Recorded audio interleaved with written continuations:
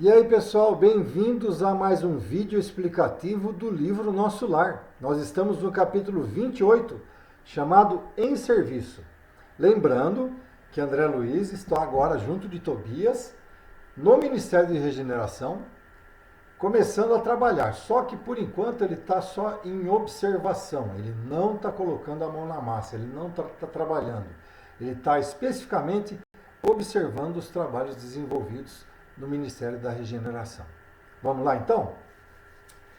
Encerrada a prece coletiva ao crepúsculo, Tobias ligou o receptor a fim de ouvir os samaritanos em atividade no umbral. Muito bem.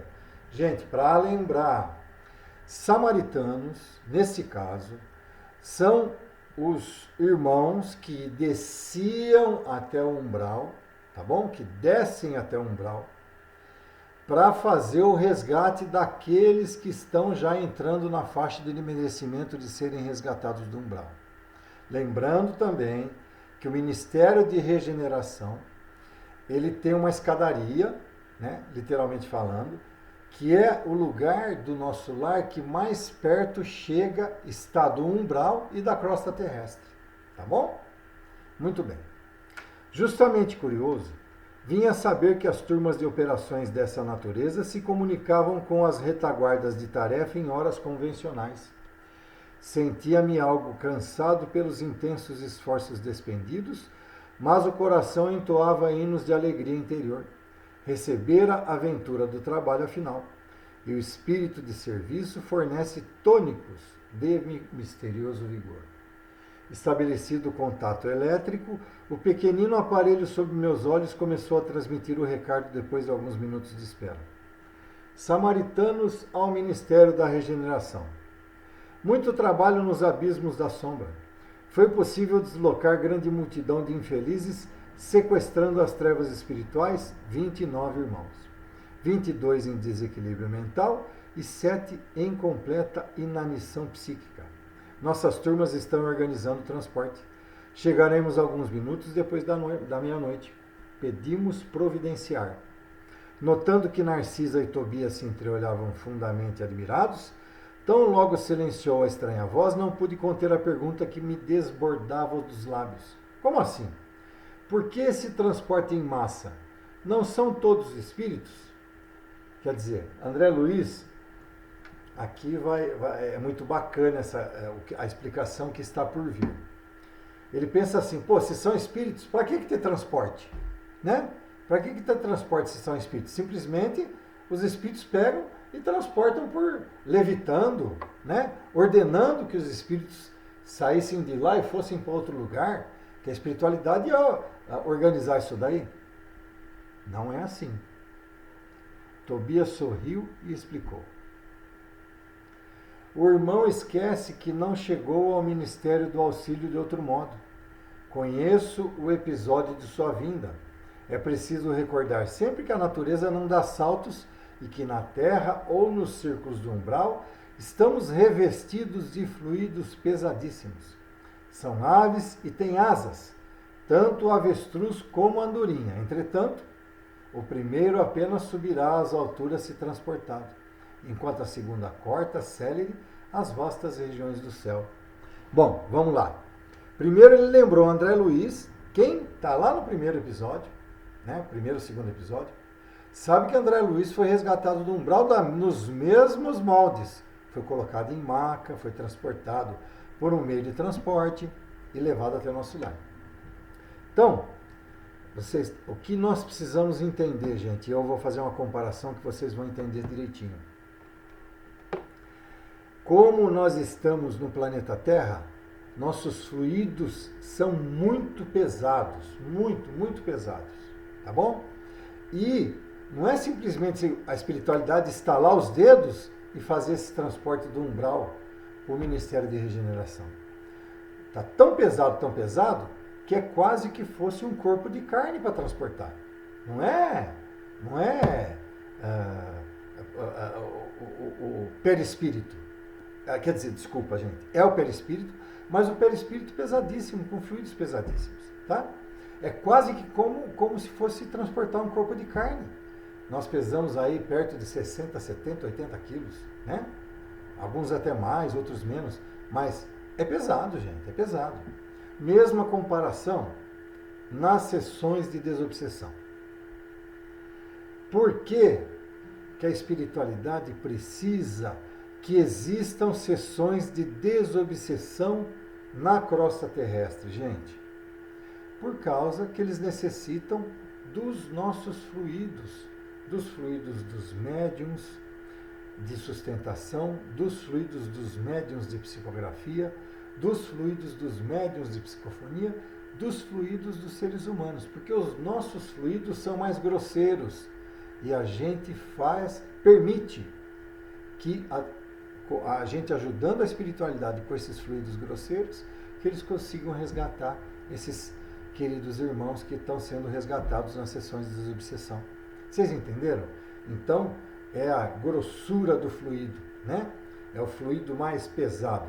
Não, gente, entenda a grossura do fluido pesado, não como sendo fluidos ruins, tá? Mas o necessário para os fluidos grossos o suficientes para ajudarem a espiritualidade nesses resgates, tá bom? Muito bem. E deixando perceber que o momento não comportava divagações, Narcisa disse: é muito grande a leva desta noite, precisamos tomar providências imediatas, serão necessários muitos leitos.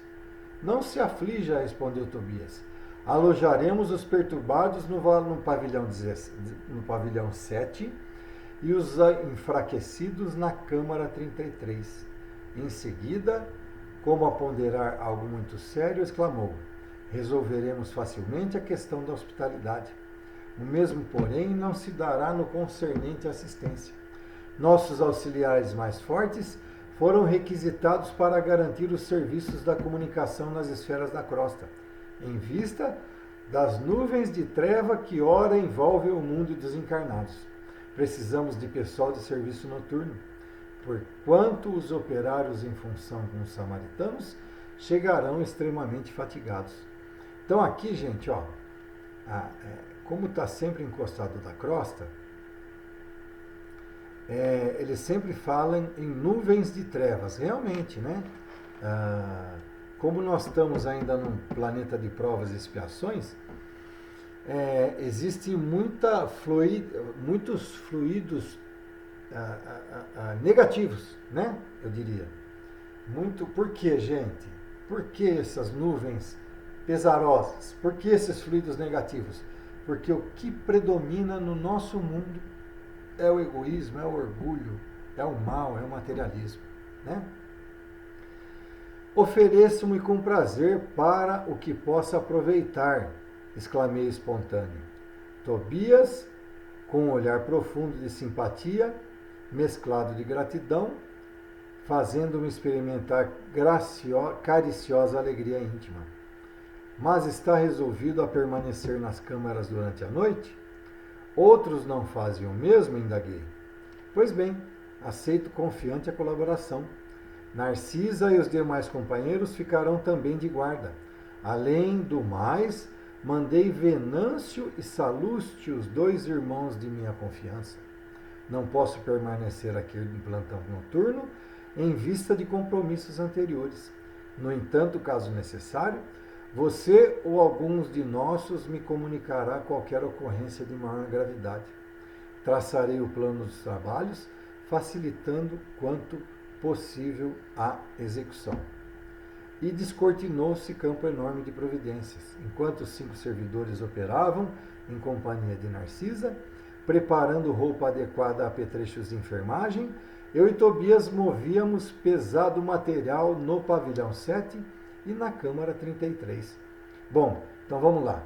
André Luiz se ofereceu para trabalhar, colocar a mão na massa, e Tobias de bom grado aceitou. Então, eles estão lá trabalhando. Não poderia explicar o que se passava comigo. Apesar da fadiga dos braços, experimentava júbilo inexcedível do coração.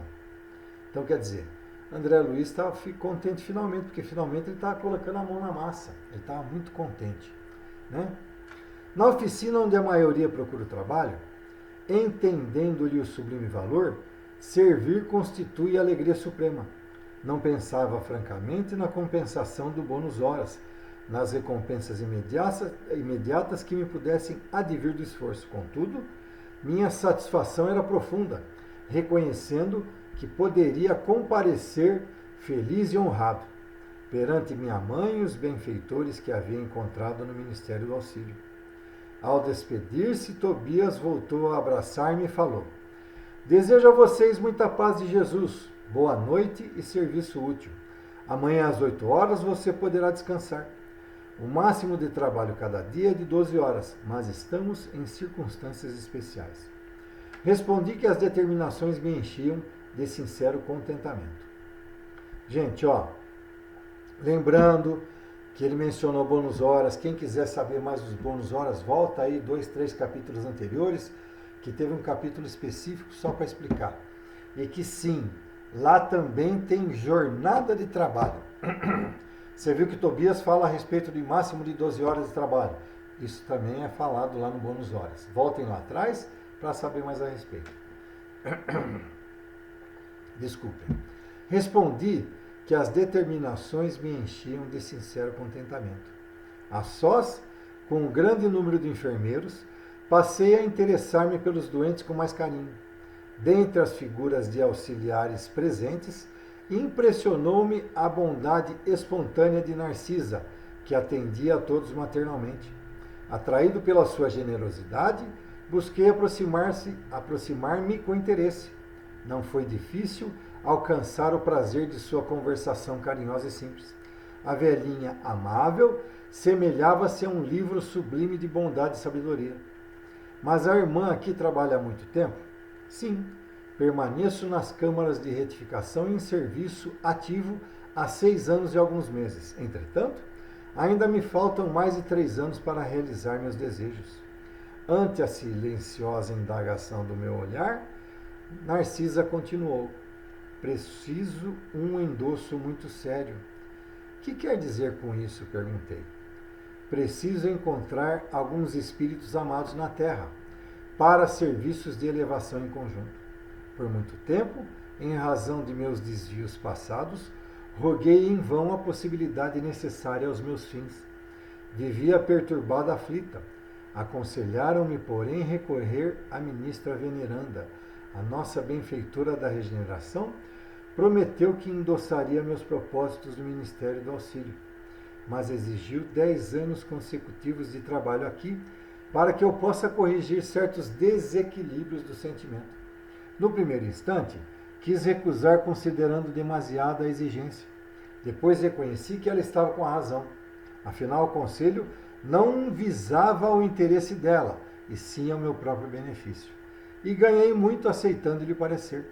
Sinto-me mais equilibrada e mais humana, e creio viver com dignidade espiritual minha futura experiência na Terra. Quer dizer, Narcisa solicitou que precisava encarnar na Terra junto com uma série de outras pessoas amadas e queridas dela, para que conseguissem uma evolução espiritual, uma reforma íntima, para que pudessem passar por provas e expiações na Terra, né? Mas aí foi explicado para ela que ela ainda não estava preparada, né?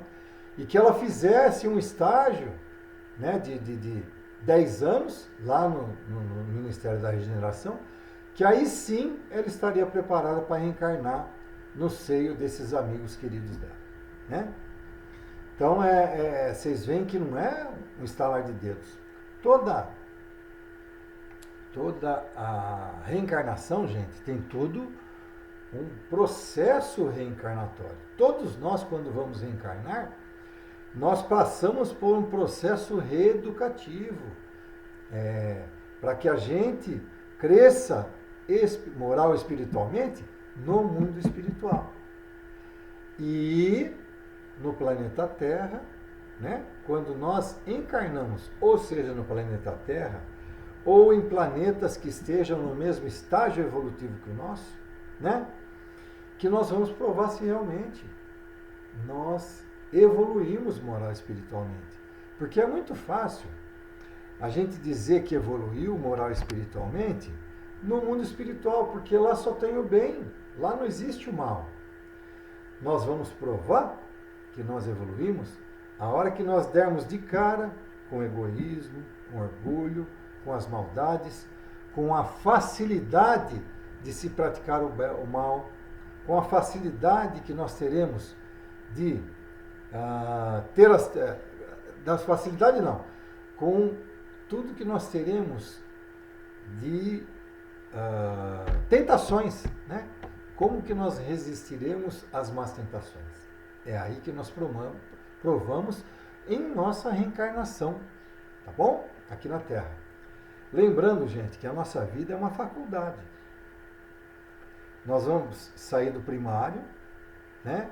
E vamos até o mestrado, doutorado, PhD, que alguns falam, né?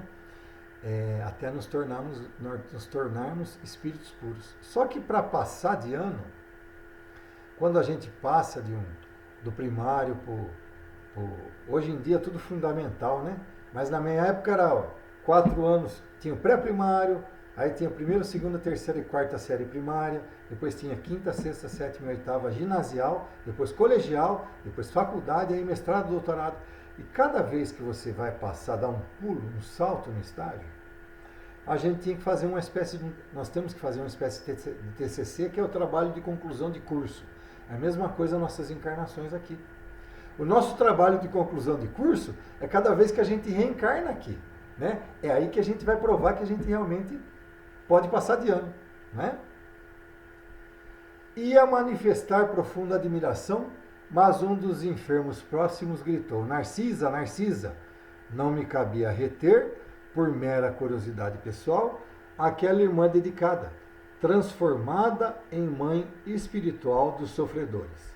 Fim do 28º episódio, capítulo, desculpem. Fim do 28º capítulo. Então, gente, a partir de agora, nós vamos acompanhar muito André Luiz realmente no trabalho de nosso lar. São capítulos que vão ser extremamente interessantes e que nós vamos estar aprendendo muitas coisas novas a respeito da vida espiritual. Tá bom? Muito bem, minha gente. Vão lá. Curtam, compartilhem, inscrevam-se no canal, divulguem, né? Compartilhem com o máximo de pessoas possíveis esse conteúdo desse vídeo, o conteúdo espírita, para que cada vez mais essa nossa querida doutrina filosófica fique cada vez mais conhecida. Lembrando também que eu não edito os vídeos, e tá aí eu errando a leitura, eu tossindo, eu me dando branco na hora de explicar. O vídeo tá aí, eu não faço edição, tá bom? Um abraço a todos e até o próximo vídeo.